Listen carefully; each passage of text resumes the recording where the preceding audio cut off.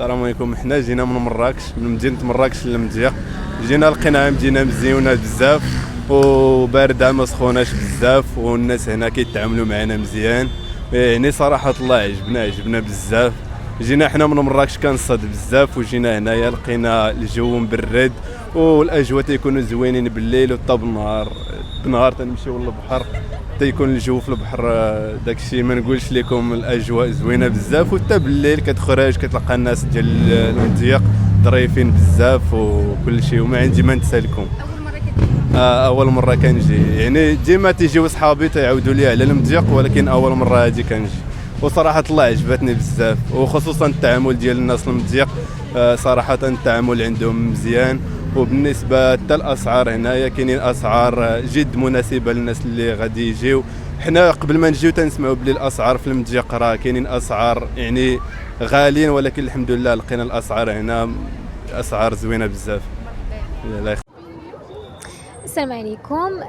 بغيت نقول لك جيت للمضيق صراحه الله، واجواء زوينه ماشي بحال فاس، عجبتنا بزاف. حنا اصلا ديما حنا كنجيو لها وكلشي فيها زوين، لا الناس ديالها ولا اي حاجه، وعجبونا الاجواء ديالها، حتى من الناس كيفاش كيتعاملوا معاك كلشي زوين صراحه الله. شكرا. السلام عليكم. حنا جينا من مراكش، جينا اول مره نجيو للمضيق للشمال. جينا هنا الناس زوينين ظريفين الله يعمرها دار، التعامل ديالهم في شكل. وحتى بالنسبه للمعيشه هنايا يعني مقارنه مع اللي تيعاودوا عليها زوينه رخيصه، ماشي يعني في المتناول الجميع، كلشي يقدر يجي.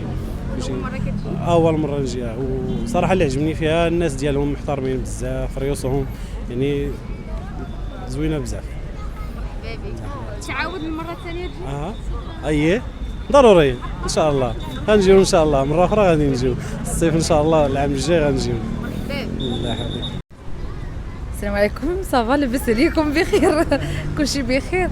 الوغ تشيتوان واحد المدينه زوينه، فريمون زوينه بزاف، نقيقيه، التعامل ديال الناس صراحه فورميدابل صراحه الله.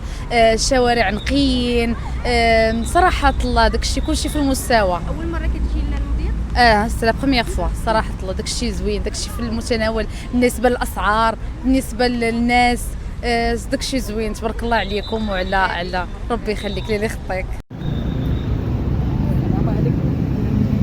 جيت كنخدم وكل سنه كنجي لهاد الاجواء زوينه والثمن مناسب والناس طيبين حتى هما هنايا، والمدينه كلها بالناس ديالها بكل شيء، زعما ما كاينش اللي غيقول فيهم شي حاجه ديال.